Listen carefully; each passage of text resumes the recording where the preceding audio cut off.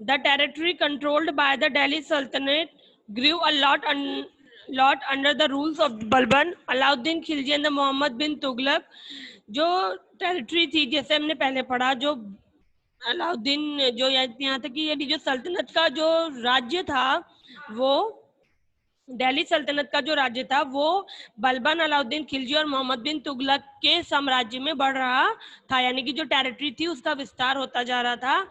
This sultan built town surrounded by huge walls and posted soldiers there permanently for protection. इन जो ये जो सुल्तान के नाम आपको दिए गए, इन लोगों ने अपनी एक बहुत बड़ा एक नगर बसाया और उसमें दीवारें बड़ी बड़ी बनवाकर उसको पूरी चारों तरफ से उसमें घेराबंदी करवा दी गई थी, और अपने परमानेंट प्रोटेक्शन के लिए उन्होंने ये किया था जिससे उनके ऊपर कोई भी अटैक ना हो और वो सेफ रहे.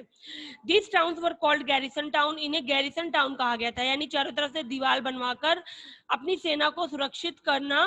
जो कस्बा ये बसाते थे, जो नगर ये बसाते थे, उसे गैरिसन टाउन कहा जाता था. These towns were called garrison towns, were directly controlled by the sultan. और ये डायरेक्टली ये सुल्तान के द्वारा कंट्रोल किया जाता था.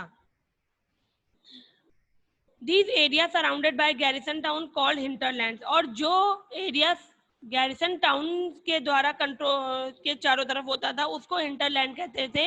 मेन हिंटरलैंड का मतलब होता है नदी या समुद्र तट या किसी प्रदेश का भीतरी भाग या नगर का कोई जो भीतरी भाग होता है उसको हिंटरलैंड कहा जाता है. गैरिसन टाउन होता था जहां पर सेना अपना मेन स्टेशन बनाकर रहती थी. ओके, वो गैरिसन टाउन होता था. उसके बाद जो उसके आसपास का एरिया होता था उसको हिंटरलैंड कहा गया था. The garrison towns were totally dependent on the hinterlands for their food and their other sources. और जो hinterland, जो garrison town था वो hinterland पर डिपेंड करता था, यानी खाना और अपनी और जरूरतें पूरी करने के लिए जो सेना थी वो hinterland पर डिपेंड करती थी. The Delhi Sultanate became strong in two ways: by gaining greater control over the hinterlands by improving the safety of the garrison town. Delhi सल्तनत ने दो तरीकों से अपने पावर को बढ़ाया था. The greater control over the hinterlands, और सबसे बड़ा उनका जो अपने आप को बढ़ाने का रास्ता था वो था कि उन्होंने हिंटरलैंड्स पर पूरी तरह से कंट्रोल कर लिया था. और improving the safety of the garrison town, और जो गैरिसन टाउन था, जो उनकी सेना का मुख्य स्टेशन होता था, उसको पूरी तरह से सेफ कर लिया था, उसकी सेफ्टी को और ज्यादा इम्प्रूव कर दिया था, सुरक्षा को सुधार दिया था.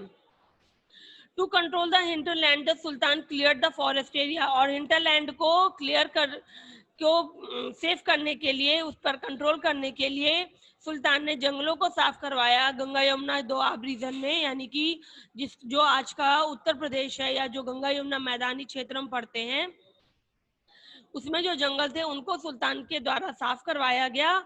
And drove out the pastoralists who lived here. और जो यहाँ पेस्टोरलाइट्स रहते थे, यानी जो जंगल में रहने वाले लोग थे, उनको यहाँ से एंड ड्रोव आउट, और उन्हें यहाँ से ड्रोव करना, हटाना, उन्हें यहाँ से हटा दिया गया दूसरी जगह के लिए.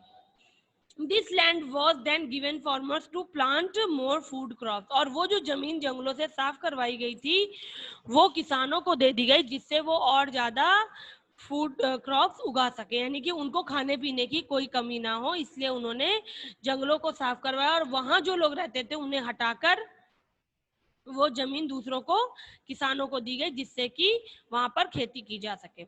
New fortresses and more garrison towns were built to protect trade routes and increase trade. और फोर्ट्रेसेस बनवाए गए. फोर्ट्रेसेस होता है किला, जो होते हैं किले जिनमें फोर्ट विद अ लॉट, जहां पर बहुत ज्यादा संख्या में मिलिट्री रह रही हो, उसे फोर्ट्रेसेस कहते हैं.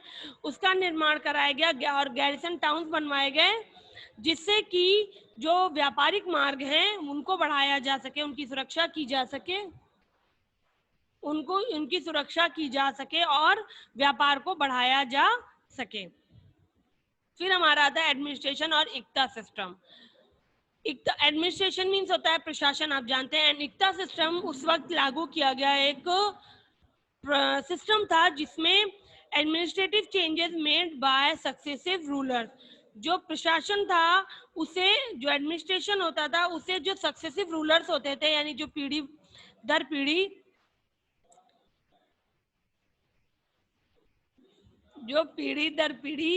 रूल्स कर रहे थे, मेड बाय द दिल्ली सल्तनत स्ट्रॉन्ग है, यानी कि जैसे अलाउद्दीन पहले जलालुद्दीन खिलजी था, उसके बाद अलाउद्दीन खिलजी उसका सक्सेसर हुआ, इस तरह तो उनके जो सक्सेसर्स रूल करते थे उससे वो दिल्ली सल्तनत जो थी वो बहुत ज्यादा स्ट्रॉन्ग होती जा रही थी।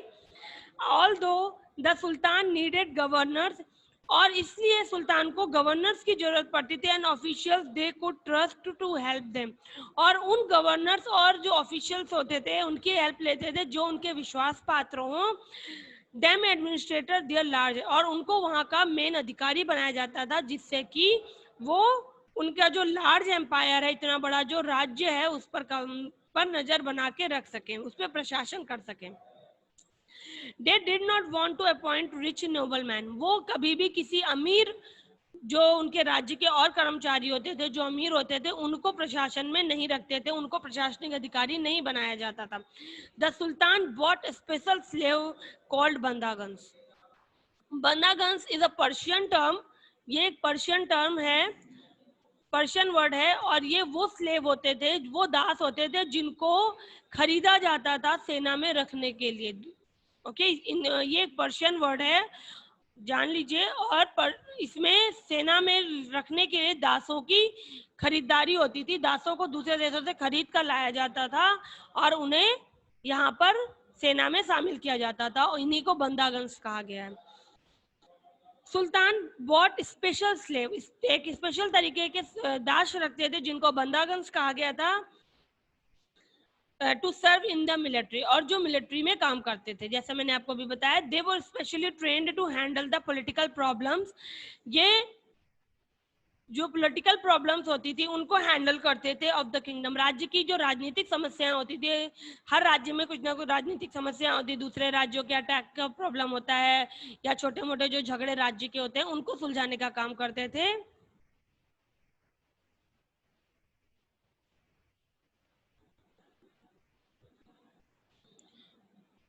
उनको सुलझाने का काम करते थे। They were specially trained to handle the political, इनको स्पेशली ट्रेंड किया जाता था। Only problem was that bandagans were loyal only to their master and not to anyone who came to the throne after their master, और जो बंदागंस होते थे वो अपने मास्टर के लिए, अपने स्वामी के लिए बहुत ज्यादा वफादार होते थे, इसके अलावा वो किसी के लिए भी वफादारी नहीं दिखाते थे। Not to anyone who come to throne after their master, यानी जो उनका स्वामी है, बाय एक एग्जांपल हम देते हैं, जैसे अलाउद्दीन खिलजी ने किसी को बंदागन रखा, तो वो बंदागन, जो वो बंदागन का ग्रुप है या वो बंदागन पर्सनली सिर्फ अलाउद्दीन खिलजी का ही वफादार होगा। अलाउद्दीन खिलजी के बाद जो कोई भी थ्रोन पर आया, जो भी कोई सिंहासन पर आया, वो बंदागन उसका वफादार नहीं होता था। The Khilji and the Tughlaq dynasty in particular had very large territory, Khilji और तुगलक डायनेस्टी जो थी, इनका बहुत बड़ा साम्राज्य था, इन्होंने बहुत दूर तक प्रदेशों पर अपना विस्तार किया, and therefore needed many administrators, और इस वजह से इनको बहुत ज्यादा प्रशासनिक लोगों की आवश्यकता हुई।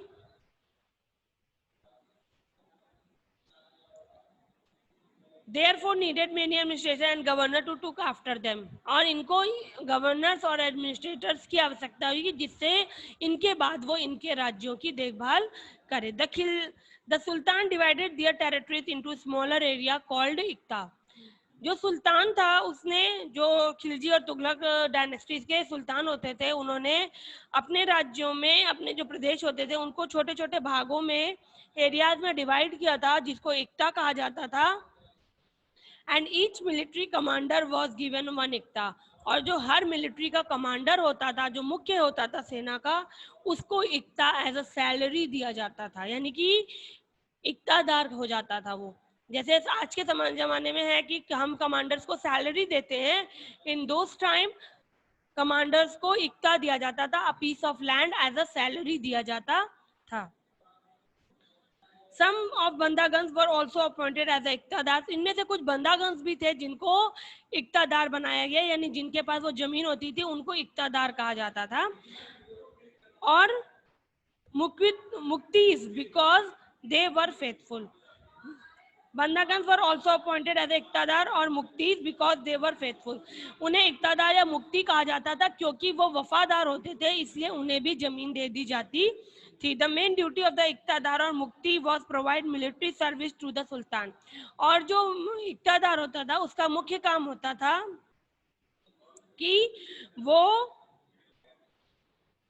आर्मी को मेंटेन करे सुल्तान के लिए और कलेक्ट करे रेवेन्यू हिज इक्ता टू पे हिज सोल्जर. और अपने जो जमीन है उससे रेवेन्यू कलेक्ट करके अपने जो उसके सोल्जर होते थे, जैसा आप जानते हो हर कमांडर के अंडर में सेना होती है, कुछ लोगों की ग्रुप होता है, उनको पे करने का काम इक्तादार का होता था, यानी कि मिलिट्री कमांडर का होता था कि वो पे जो करेगा वो अपनी जमीन इक्ता से पे करेगा.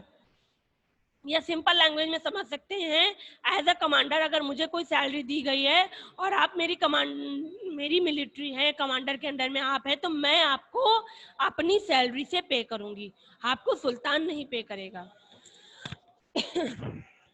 This system help the sultan to maintain large army. और ये जो इक्ता सिस्टम था इससे सुल्तान को बहुत हेल्प मिलती थी कि वो अपनी जो लार्ज आर्मी थी उसको मेंटेन रख सकता था. टू प्रोटेक्ट द एम्पायर, अपने राज्य की रक्षा कर सकता था.